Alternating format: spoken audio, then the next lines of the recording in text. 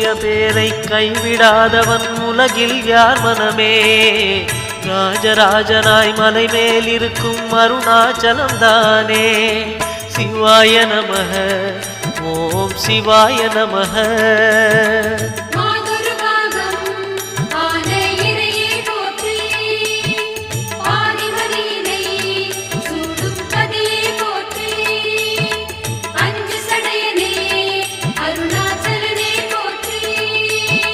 சிவாய நமக ஓம் சிவாய நமக. சிவாய நமக ஓம் சிவாய நமக.